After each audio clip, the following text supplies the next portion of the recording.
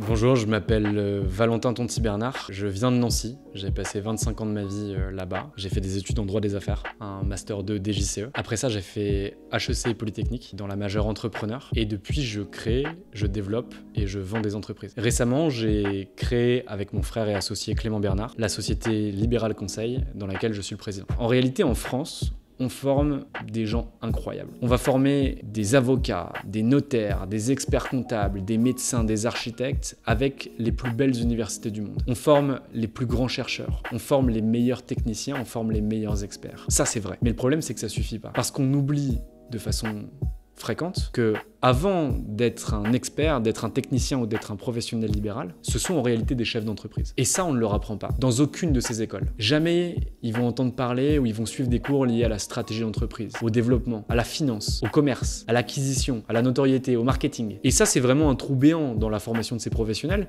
parce que le meilleur expert ou le meilleur technicien, s'il n'a pas de vision sur son business, s'il n'a pas de vision sur son entreprise, comment voulez-vous que celui-ci puisse grandir, puisse grossir et puisse structurer une activité qui puisse être une activité performante? Comment voulez-vous que les entreprises libérales sur le marché français deviennent des acteurs phares de l'économie nationale si en réalité on ne leur donne pas les moyens de l'être? Aujourd'hui, le secteur libéral en France est une anomalie de marché et je pèse mes mots. Aujourd'hui, dans n'importe quel secteur d'activité, vous avez de la compétition, vous avez de la concurrence qui vient de tous horizons. Aujourd'hui, pour être avocat, il faut avoir le titre d'avocat. Pour être expert comptable, il faut avoir le diplôme d'expert comptable. Pour être pharmacien ou titulaire d'une officine de pharmacie, il faut être pharmacien. Pour avoir un cabinet d'architecte, il faut être architecte. Ça paraît peut-être bête, mais en réalité, ça limite de façon drastique la concurrence. C'est grâce à ce monopole de marché qu'on a des entreprises libérales qui sont en deçà du niveau global de l'économie, parce qu'en réalité, ils ne sont pas bouleversés. Alors bien sûr qu'ils sont bouleversés, il y a des moyens technologiques qui arrivent, il y a de nouveaux outils, il y a des entrants qui viennent grappiller certaines parts de marché, mais au niveau global, on bouleverse pas vraiment ce marché. Et ce qui est dingue là-dedans, c'est qu'ils en ont pas besoin aujourd'hui, mais ils en auront besoin demain. Parce qu'aujourd'hui, on fait encore du cash quand on est avocat, on fait encore du cash quand on est expert comptable, on fait encore du cash quand on est notaire. Mais qu'est-ce qui se passera demain si rien ne change? Si rien ne se transforme. Bonjour, je m'appelle Clément Bernard, j'ai un parcours assez classique pour un jeune entrepreneur. J'ai fait mes études à l'EM Lyon, programme Grande École. Pourquoi Libéral Conseil? Pourquoi travailler avec les professions réglementées? Depuis 2020 et la crise du Covid, je me suis rendu compte que ces professions réglementées étaient assez démunies face à des crises comme celles qu'on a pu subir pendant le Covid-19. Mes parents sont avocats depuis 30 ans. Pendant 30 ans, ils n'ont jamais eu de difficulté à payer leurs factures, à trouver de nouveaux clients. Et là, d'un coup, en 3 mois, tout s'effondre. Pas de nouveaux clients, pas de nouveaux rendez-vous. Les aides d'État sont pas forcément aussi pléthoriques pour le secteur des avocats que pour les autres professions. Et ils se retrouvent un peu à dire mais comment on va faire, comment on va payer les factures, comment on va payer l'URSSAF, comment va-t-on payer nos salariés? Et je me suis dit, c'est le moment ou jamais de mettre en pratique ce que tu as appris et de vraiment faire en fait ta propre mission de conseil pour le cabinet de tes parents. C'était la task force pendant 3 mois, période de Covid. Avril 2020, juin 2020, j'ai travaillé pour eux. Bon. Travailler est un bien grand mot, j'étais gratuit. Mais du coup, qu'est-ce que j'ai fait? J'ai développé un site web. J'ai développé l'ensemble de leurs canaux d'acquisition. LinkedIn, site web et Google My Business. Le résultat, qu'est-ce que c'est? Aujourd'hui, allez taper cabinet d'avocats Nancy sur Google et vous verrez le résultat. La SCP Bernard Tonti est première et ça leur permet de générer un flux annuel de 60 000 € dans une petite ville comme Nancy du coup. C'est énorme, c'est une augmentation de 25% de leur chiffre d'affaires. Les experts comptables, les notaires, les gestionnaires de patrimoine, toutes ces personnes-là ont la même problématique que les avocats. Ils veulent avoir plus de clients, ils veulent être mieux organisés en interne pour pouvoir croître et développer leur activité, ils veulent pouvoir mettre en place des outils innovants qui leur font gagner du temps, même problématique, et donc du coup, même réponse. On structure nos missions en 3 temps, audit de l'activité, co-construction stratégique et déploiement. Tout ça pour permettre aux professionnels libéraux qu'on accompagne de développer réellement leur activité. Le cabinet de conseil traditionnel, il va auditer, il va faire des belles slides et ça sera très très sympa, mais derrière, il va redonner ces slides à ce chef d'entreprise et libre au chef d'entreprise de pouvoir finalement déployer la stratégie qui a été validée en interne. Sauf que ça aujourd'hui chez les professionnels libéraux, c'est pas possible parce qu'ils n'ont pas de direction strat, ils n'ont pas de direction opérationnelle, ils n'ont pas ce genre de choses pour pouvoir déployer. Donc nous, ce qu'on fait, c'est que la stratégie qu'on a travailler en chambre, on va la mettre en place sur le terrain. C'est-à-dire qu'on prend en main les outils, on déploie la stratégie en interne et derrière on se met à poil face à nos clients. Ça veut dire quoi se mettre à poil? Ça veut dire que concrètement, on va figer ces chiffres avant d'intervenir en disant bah en fait tu veux augmenter ton chiffre d'affaires, tu fais 18 millions d'euros de chiffre d'affaires aujourd'hui, tu as un niveau de rentabilité à hauteur de 33%, ton objectif c'est de passer à 22 millions à N+1 et d'augmenter ta rentabilité de 33 à 36%. On va figer ces chiffres-là. Et par rapport à ce qu'on va mettre en place et ce qu'on va déployer en interne, le chef d'entreprise aura l'évolution en temps réel de ce qui va se passer. C'est-à-dire que grâce à des indicateurs de performance et grâce à la donnée qui va remonter sur un fichier centralisé, le chef d'entreprise va voir si oui ou non ce qu'on fait ça fonctionne. Ça, c'est assez surnaturel dans le monde du conseil. Parce qu'en réalité, on n'aime pas en tant que consultant pouvoir se mettre à risque, pouvoir se mettre en danger. On se cache toujours derrière, non mais c'est le marché, c'est la conjoncture,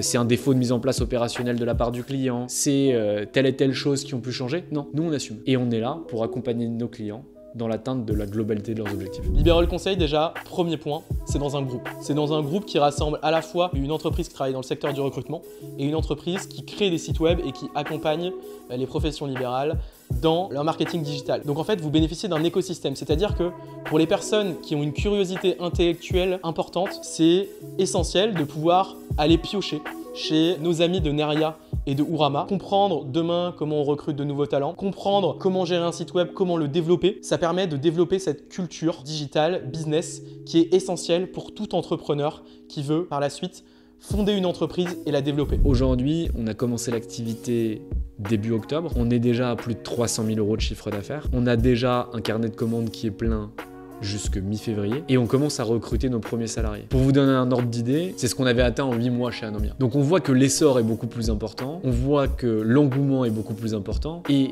surtout, on a aussi pris en expérience. On a déjà testé des méthodes qui avaient du succès, on a laissé de côté celles qui ne fonctionnaient pas et on arrive aussi à transformer nos échecs en réussite. Et donc j'espère que cette année, on arrivera au moins à accompagner 80 clients et qu'on réalisera un chiffre d'affaires d'1,5 million. Moi, mes ambitions, je m'en suis jamais caché. Certains pensent que je suis arrogant. Ma mère dit même de moi que je suis condescendant, mais pour beaucoup d'autres raisons. Et moi, mon objectif, c'est de créer des dizaines, voire des centaines d'entreprises. Pas parce que je suis branché kérosène pognon.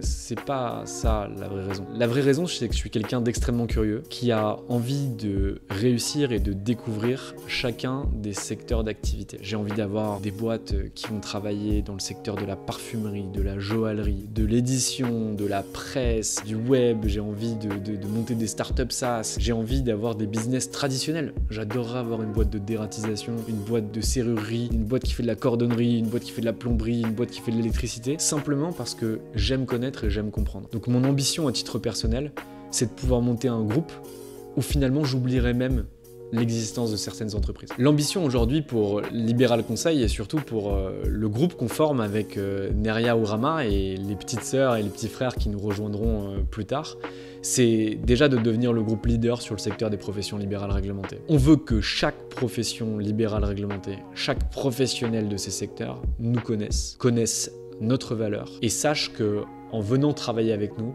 ils auront de la qualité. Ils pourront atteindre leurs objectifs et ils seront bien accompagnés. Ça, c'est vraiment une ambition basique, moyen terme, mais pas trop long sinon je vais vite m'ennuyer. L'ambition qu'on a a posteriori, en tout cas la mienne, vous demanderez évidemment aux autres ce qu'ils peuvent en penser, mais c'est qu'on puisse ensuite s'élargir. Pourquoi s'arrêter aux professionnels libéraux? Les professionnels libéraux, c'est un point d'entrée, mais ces gens, ils travaillent avec tout le tissu économique national. C'est de réussir à rentrer dans d'autres entreprises grâce à ces professionnels libéraux. J'estime que si on sert bien ces entreprises libérales, ils nous ouvriront la porte de leurs clients. S'ils nous ouvrent la porte de leurs clients, ils nous ouvrent la porte à toutes les entreprises françaises. Et c'est ça qu'on va chercher. Ma némésis, ce serait de fonder un groupe qui vend énormément, mais qui derrière n'a pas de résultat pour les gens qu'on accompagne. Concrètement, il y a des postes qui sont ouverts dans chacune de ces entreprises. Ce que vous auriez à y trouver, c'est selon moi 3 choses. La première chose, c'est une acquisition de compétences accélérées. Chaque salarié qui vient chez nous, il n'est pas considéré comme un salarié N-4 parce qu'il a N-4, N+7 parce qu'il a N+7 ou quoi que ce soit. C'est vraiment la méritocratie. Ça veut dire que si vous êtes bon, si vous êtes sympa, si vous allez vite, vous pouvez aller le plus vite possible. Il n'y a pas de problème. Le directeur marketing de chez Anomia, c'est aujourd'hui le patron d'Ourama. Les gens avec lesquels on travaille, qui ont des ambitions entrepreneuriales, qui veulent faire d'autres choses, on les suit, on les accompagne. Quand Louis nous a dit qu'il allait se barrer pour créer sa boîte, on lui a pas dit « tu nous as trahis, t'es qu'un traître, tu nous laisses dans la merde » ou quoi que ce soit. On lui a dit « non, t'as raison. Vas-y. Mais nous, si t'es d'accord avec ça, on sera là pour te soutenir, on sera là pour t'aider et on sera là pour t'accompagner. » Et la preuve, c'est qu'aujourd'hui, on est associés, donc c'est que ça a dû bien se passer. Donc, les gens qui viennent chez nous, ils sont pas là uniquement pour un salaire et pour venir travailler 35 ou 40 heures par semaine. Ils sont là pour participer à une aventure, monter en compétences et aller de l'avant avec nous. Pourquoi aujourd'hui, c'est hyper important de ne pas être seul, de ne pas être libéral, seul contre tous. C'est important d'être au sein d'un groupe comme celui qui rassemble Libéral Conseil, Ourama et Neria. Pourquoi? Parce que demain, les problématiques que rencontrent les experts comptables, les avocats, les conseillers en gestion de patrimoine ne sont pas des problématiques auxquelles Libéral Conseil aura toutes les réponses. On ne peut pas se targuer d'être les meilleurs dans tout. Ceux qui sont les meilleurs en tout sont en fait des bons à rien. Et donc nous, on sait où on est les meilleurs. La force du groupe, c'est qu'on peut se reposer sur des expertises sur lesquelles on n'est pas nous spécialistes, mais sur lesquelles eux ont cette expertise et vont permettre de vraiment créer des synergies et une valeur ajoutée décuplée par rapport aux clients que nous allons accompagner.